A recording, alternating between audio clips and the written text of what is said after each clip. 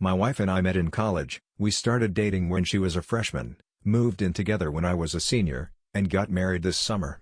Janice graduated 10 years ago, and we left campus and moved to California.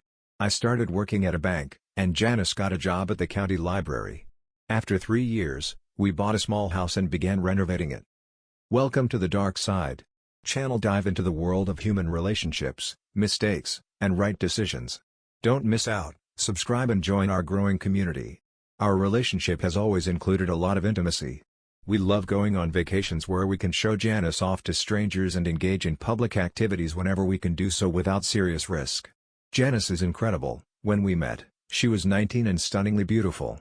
She's 5 feet and 9 inches tall, has honey blonde hair, long legs, and a fantastic body. Over the years, she's only gotten more attractive.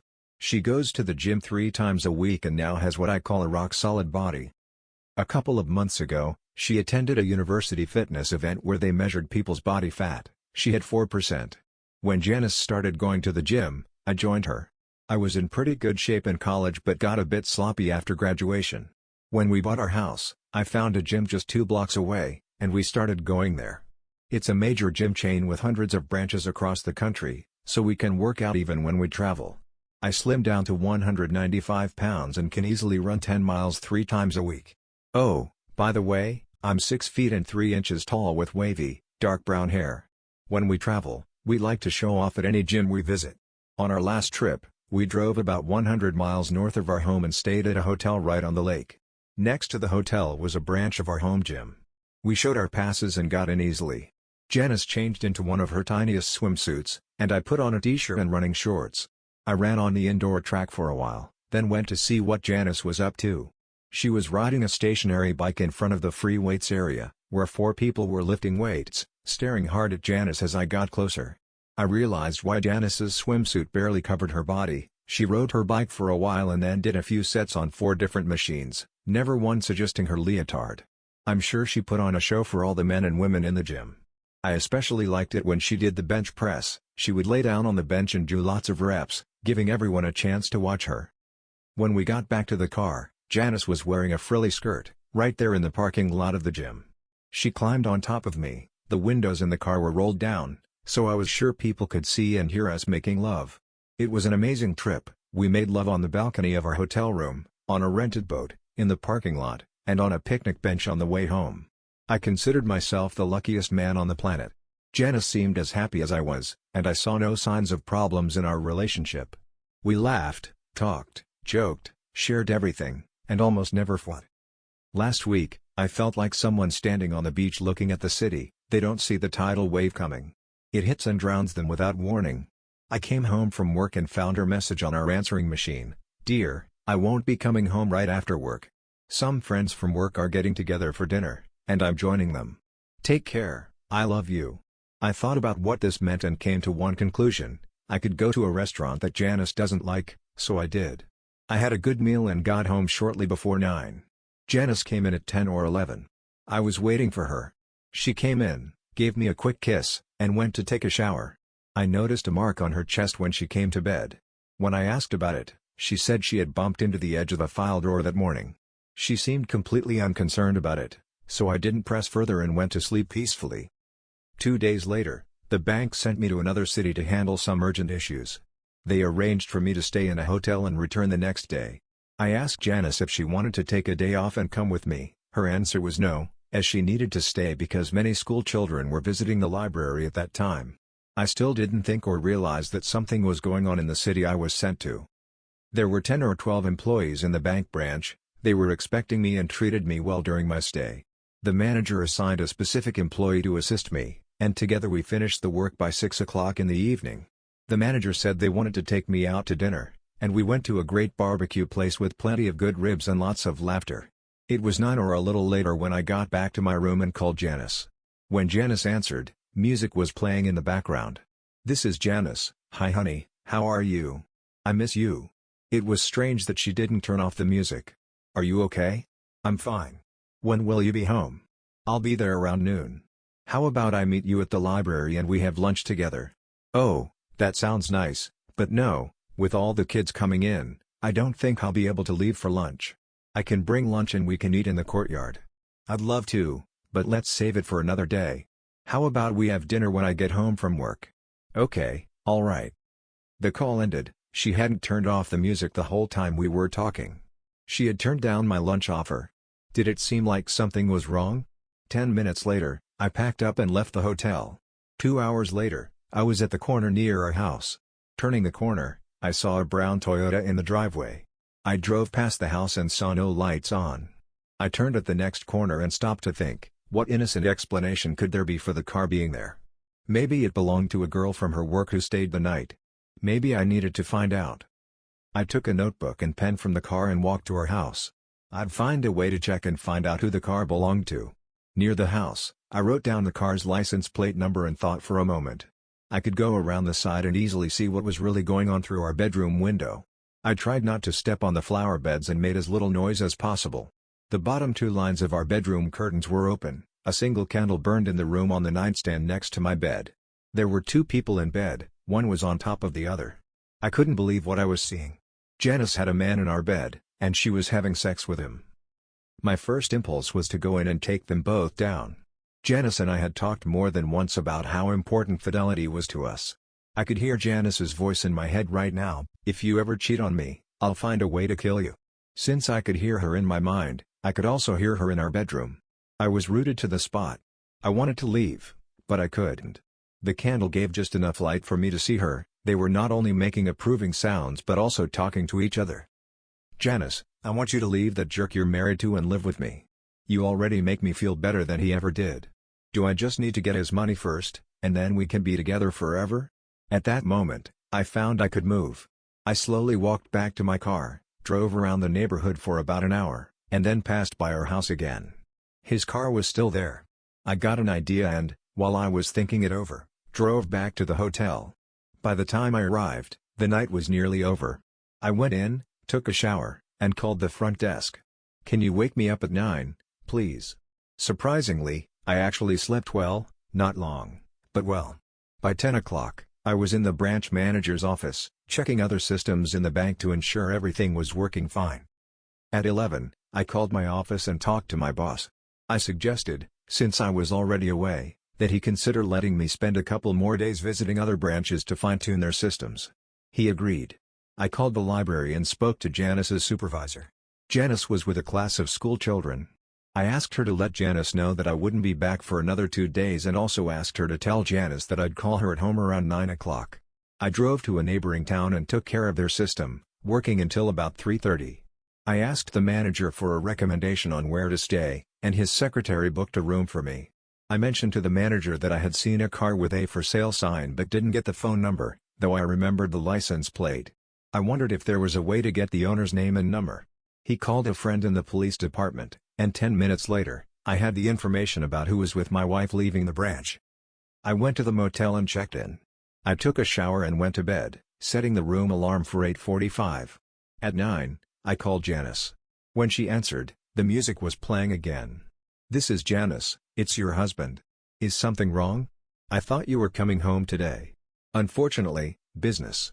Since I was already in the field, they decided I should visit other branches. I should be home by Friday. Let's plan something for the weekend." "Okay." She hesitated a bit. "Sure, that sounds good. Are you okay? You mean, besides missing you?" "Yeah, I'm fine." We wished each other good night, and I hung up. I got dressed and left the room, putting the "Do Not Disturb" sign on the door. An hour and a half later, I was parked around the corner from my own house. His car was parked across the street, and the living room light was still on. I crept up to the same window where I had been before and waited. I didn't have to wait long. The light came on, and they walked in. Janice was wearing the pale pink teddy I had bought her, and nothing else. Bob, yes, now I knew his name and more, was in suit pants and socks. Bob was a bit older than me and slightly pudgy. "No candles tonight," he said. "Okay, I want to see your face." Janice smiled broadly and put the unlit candle back in its place. She walked over to Bob, and he grabbed it in one strong motion, ripped it off, leaving a tattered rag in his hands. He pushed her toward the bed, carefully folding his pants and placing them on a chair. He walked over to her nightstand. "I'm ready now," Janice said, smiling at Bob. "Did your old man ever do this?" "Never, She replied, "I want to spend the rest of my life with you." The world stopped. I heard her say it again, but I had my own plan. I needed justice. I went back to my car and drove back to the motel. I slept well again. The next morning I stopped at a store on the road between towns and bought some snacks and a tube of superglue. I then drove on and visited the next branch. The problems there were so minor that I finished all the work before lunch. I told the manager I had to attend to some personal matters and would return as soon as possible. As quickly and inconspicuously as I could, I drove home. I parked in the garage and entered through the back door. Using a screwdriver, I easily opened the drawer in Janice's nightstand. 10 minutes later, I was back on the road and soon arrived at the office. An hour later, I left the branch and called the library before Janice left. "Hi, it's your husband. I thought you'd call at 9 as usual, maybe, but I'm still working. I'm not sure if I'll be free by 9. I decided to call now and let you know I won't be home until noon on Saturday." "Okay, but I don't like that you've been away for so long. Are you sure you can't come home tonight?" "I'm sure. Work won't let me. Listen, I don't sleep as well alone as I do with you. Is it okay if I ask someone to stay with me tonight?" "What are you, crazy? Remember what I said I'd do to you if you ever cheated on me." "I know. I'm just telling you how much I miss you. If I'm not sleeping with you, I'm sleeping alone. I hope the same goes for you. I miss you too. Now, stop talking nonsense." I went out for dinner, making sure to be seen by a lot of people. Around 9 o'clock, I spilled a glass of wine on myself, causing a loud enough scene to be remembered. Then, I returned to the motel and asked for extra towels. The next morning, I left the motel and drove to the neighboring branch at lunchtime. I called the library, and Janice's supervisor sounded very upset when she answered my call. "Janice didn't come in today. I think she's feeling unwell." "Oh, thanks for letting me know. I've been on the road this week, so I wasn't aware. I'll call her at home." I dialed her home number but no one answered. I called the library again. "Are you sure Janice is sick?" I called home, and she's not there. I don't want to be the bearer of bad news, so I'll just say you might want to check the hospital. "The hospital? Did something serious happen?" "I'm not sure. Some kind of accident." "Okay, thanks." I called information and then the hospital. "Is Janice Kerr a patient there?" "Are you a relative?" "I'm her husband." "Is she there?" "Yes, would you like me to connect you to her room?" "No, I need to speak to the nurse's station first." "One moment. Surgical ward. I'm Janice Kerr's husband. What's her condition?" "Before I can discuss any patient details, I need some way to confirm your identity. Can you tell me her maiden name?" "Wallace." "Does she have any distinguishing marks, tattoos, or birthmarks?" "Yes, on her outer right labia, there's a small tattoo of the initials ENK. "Mr. Kerr, your wife underwent emergency surgery last night. She is recovering and currently unable to talk on the phone. She will be okay, but the doctors would like to speak with you as soon as you can get here." "What exactly happened to her?" "The doctors prefer to discuss that with you in person. I can't disclose." To disclose it over the phone, I told the doctors and my wife that I'm on my way. I drove back within the speed limit. I called the bank and informed my boss that I needed to return home due to an accident. I called Janice's family and told them I was heading back home and that Janice had been in an accident and was in the hospital. They said they would get there within an hour. I knew that if it were truly an accident, Janice would want her parents by her side. If it wasn't an accident, their presence would only make her situation worse. I parked at the hospital and walked to the reception desk. I showed my driver's license and asked which room Janice was in. The woman at the desk tapped a few keys on her computer and said, "I'll let the doctor know you're here. Please have a seat." "No, my wife is somewhere in here, and I want to see her. She's injured and had surgery now." "Tell me which room she's in." A security officer approached and explained that I would have to wait. I told him that they would have to shoot me to stop me, and if they didn't want me bursting into every room, they should tell me where my wife was. Finally, a doctor in a white coat with bulging pockets approached and said, "I'm Dr. Williams. We need to talk while we walk to your wife's room." I smiled and replied, "Thank you, let's go." We left the reception area together. "Mr. Kerr, your wife was in a serious situation last night. She arrived here around 10:20 p.m., and we spent over 7 hours in the operating room. Most of the damage was so severe that we had to do extensive reconstruction work. We believe she will recover, but we won't know the extent of the long-term effects for some time. Are you ever going to tell me what happened?" The doctor sat down on a couch in the corridor and gestured for me to sit beside him. I complied. "Mr. Kerr, Last night your wife was injured while having intercourse with a man who is not her husband. I jumped to my feet and shouted, she was sleeping with someone else. The doctor tried to help me calm down and had me sit back down. Yes, I believe the man was having an affair with your wife. I don't know all the details, but I know the man won't be having intimate adventures for a very long time, if ever. Do you know who it is? Yes, they came to the hospital together. I'll deal with him later. Where's my wife? We'll take the elevator to the 3rd floor. She's there now. She's terrified of what you might do to her. I must ask you to promise me that you won't harm her. I won't touch her, doctor. I was calm and followed the doctor to the elevator. When we reached the floor, I asked, how long will she be in the hospital? She might be ready to go home in 2 to 3 weeks, he replied. He stopped and pointed to a room door. I approached the door, stood for a few seconds, and pushed it. It remained closed. Then the doctor came up to the door, and though I didn't see how he did it, he opened it. Janice lay with her eyes closed. I couldn't tell if she was sleeping or hiding from me. I moved a chair to her bedside and sat down. A few minutes passed, and she opened her eyes. Seeing me, she started to cry. Does it hurt? I asked sympathetically. I'm so sorry, she said. Sorry for what? Sleeping with another man? I know it doesn't matter, but I want to know why. He stopped. This isn't about him, it's about you and me. We had an agreement, wasn't I enough for you? Am I so inadequate that I can't satisfy you? Why? I wasn't yelling, but I was extremely tense. Janice couldn't maintain eye contact with me, she just sobbed, and I waited. All I know is that you slept with him and got into trouble, the doctor said. You'll recover. Where did this happen, and what kind of trouble? What the hell happened? She didn't remove her hands from her face, as if hiding from me. We were sleeping together, and he used lubricant, then he couldn't get out. There was glue in it. We tried to separate, but we couldn't. Wait a minute, he said, he got stuck inside you, and you had to call an ambulance. No, she took her hand away from her face. He was inside me in another place. You never let me. Oh, that's rich. I'm really sorry. I bet you're sorry you got caught. I'm sorry for everything. How long have you been sleeping with this guy? You don't want to know, she replied. I do remember when we went to that resort last year.